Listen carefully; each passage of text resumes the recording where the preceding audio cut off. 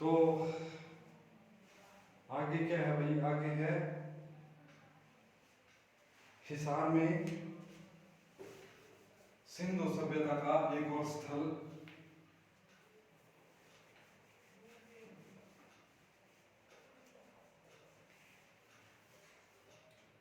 सिंधु घाटी सभ्यता का एक और स्थल।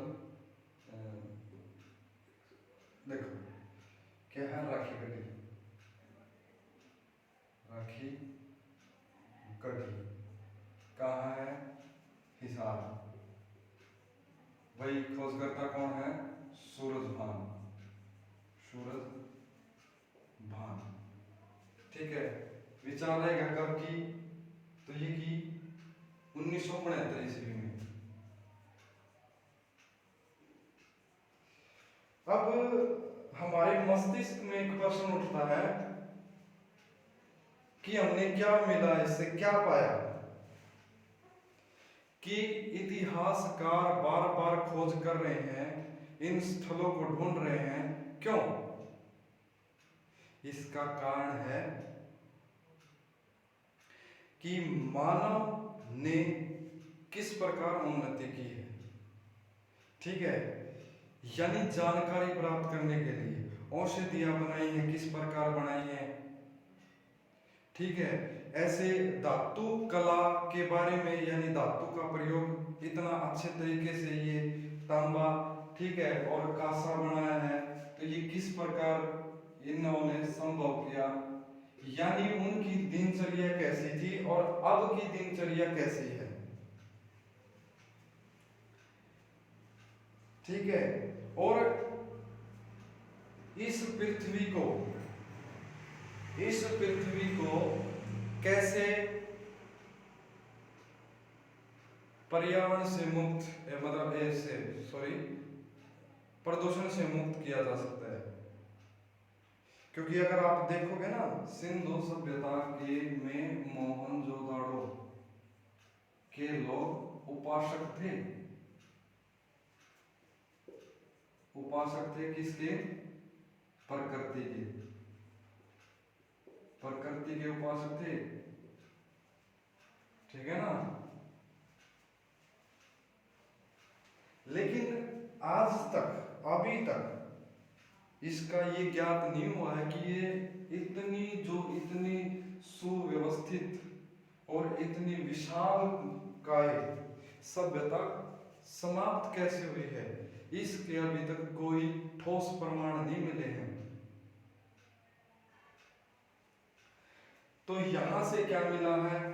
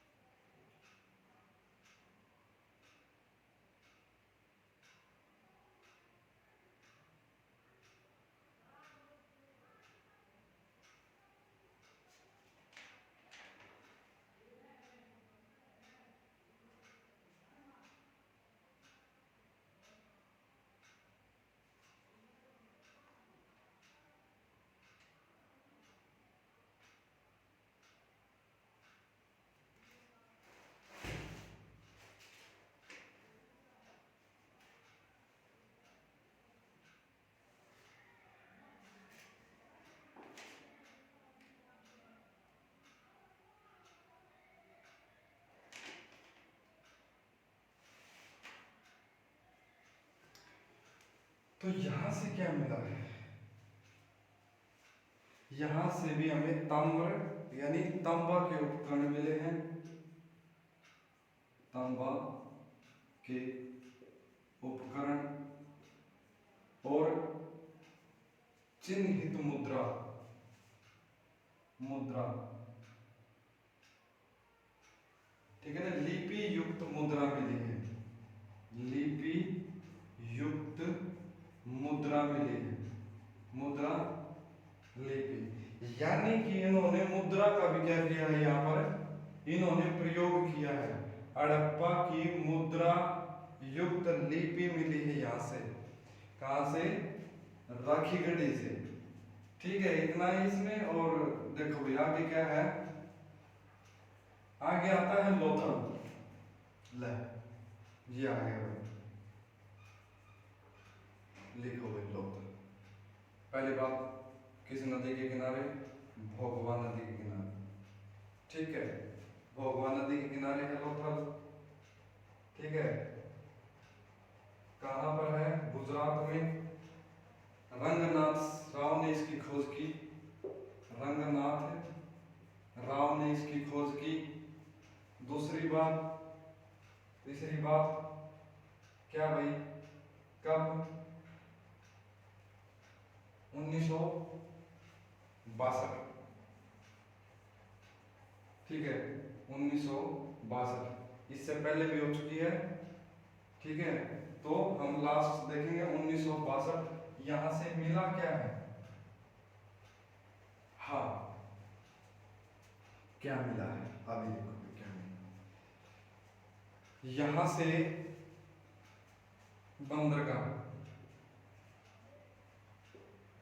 बंदरगाह कौन नाम है उस बंदरगाह, गोदीवाड़ा, गोदीवाड़ा बंदरगाह। गोदीवाड़ा बंदरगाह कहाँ से मिला है, लोथल गुजरात से मिला है। और ये इस चीज का हमें प्रमाण देता है कि ये लोग अन्य विदेशी सभ्यताओं के साथ व्यापार करते थे। क्योंकि अगर देखेंगे तो यहीं से फारस की मोहर मिली है, फारस की मोहर मिली है। क्या मिली है, फारस की मोहर मिली है। ठीक है, हाथी का दांत मिला है, यानी हाथी का अस्थि पिंजर लिख लेंगे, हाथी दांत या हाथी का अस्थि पिंजर मिला है। कहां से, सोने के आभूषण मिले हैं, दिशा सूचक मिला है, दिशा सूचक सोने के आभूषण मिले हैं। यानी कि अगर मैं देखूं,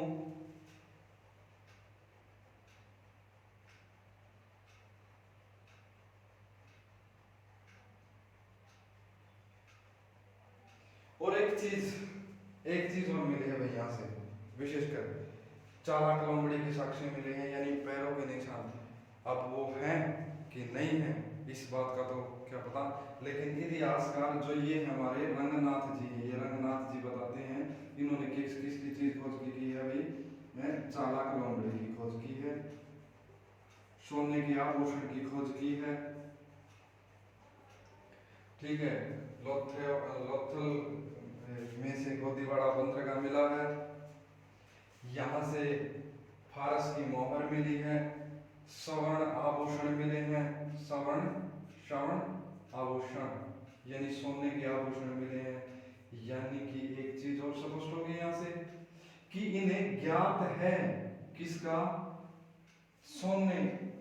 सोना जो धातु है, गोल्ड है, उनको ये उस चीज से भी क्या थे, इन्हें पता था कि सोना भी कोई धातु है और इसका प्रयोग आभूषण के लिए।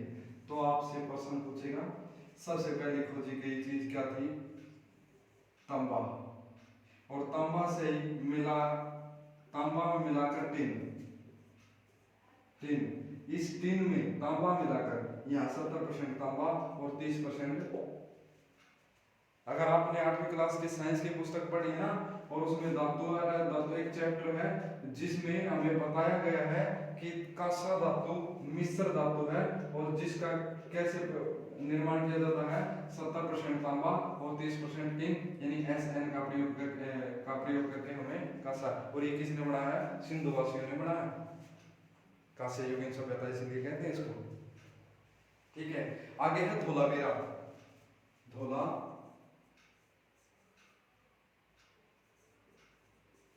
धोलावीरा सिंधु सभ्यता का सबसे बड़ा स्थल। लेकिन अभी तक है ना, अभी तक जो अभी तक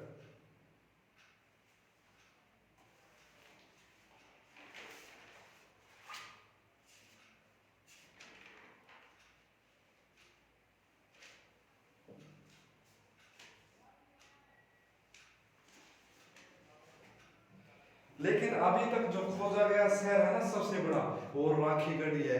क्योंकि ये धोलावीरा जो भारत विभाजन के बाद थोड़ा ये उस साइड चला गया, किस पाकिस्तान में चला गया, इसलिए इसको हम क्या है ये धोलावीरा। और अच्छा आपको बताना है, हाँ देखो इसका सबसे बड़ा शहर था मोहनजोदड़ो। सबसे बड़ा स्थल कौन सा है? धोलावीरा। लेकिन आज तक अब तक जो खोजा गया शहर है वो है राखी गढ़ी। सबसे बड़ा इसका सबसे बड़ा शहर क्या है? राखी गढ़ी है। राखी गढ़ी, ठीक है।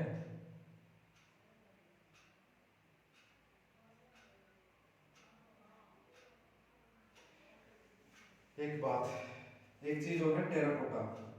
टेराकोटा, टेराकोटा से टेराकोटा के सिक्के सिक्के मिले हैं, सिक्के। और आपको बताना है कि और कहां से क्या मुद्रा मिली है, हमें मिली है, वो मुद्रा कहां से मिली है, ठीक है। एक सींग वाला बैल के साक्ष्य कहां पर पाए जाते थे? टेराकोटा की, टेराकोटा पे या सेलखड़ी पे, बताना है आपने, ठीक है। आगे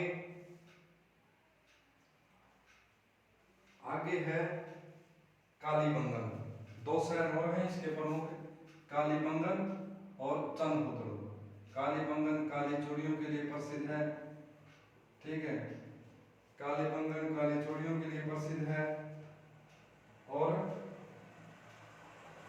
जोता हुआ खेत के लिए प्रसिद्ध है। काले रंग की चूड़ियां, हल के साक्ष्य मिले हैं। कालीबंगन से क्या मिले हैं सर?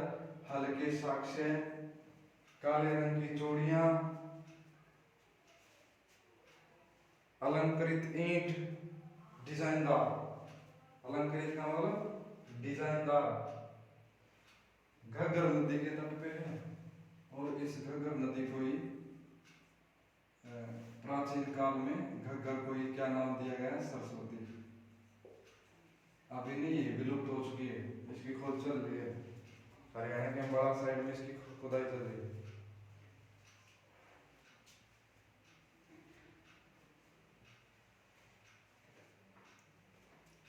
ठीक है।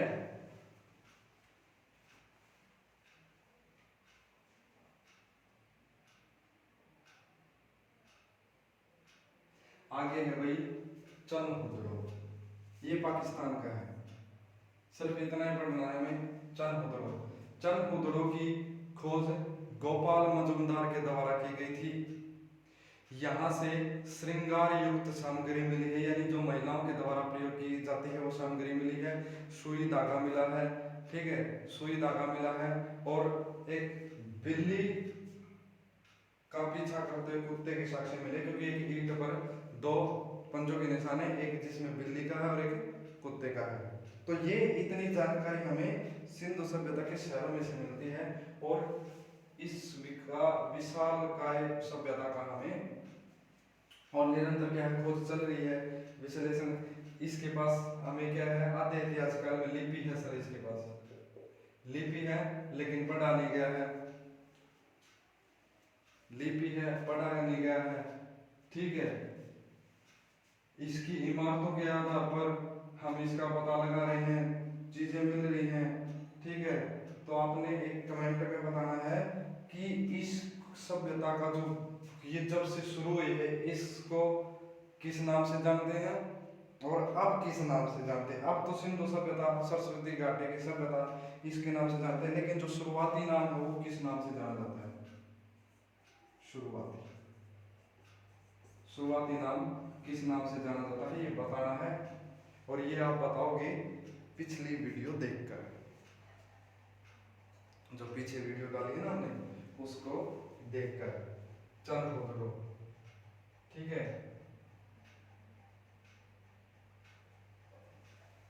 मन के बनाने का कारखाना भी चंद खुदरो से मिला है।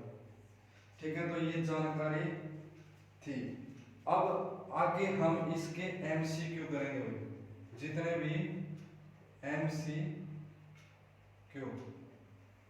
ये पीवाईक्यू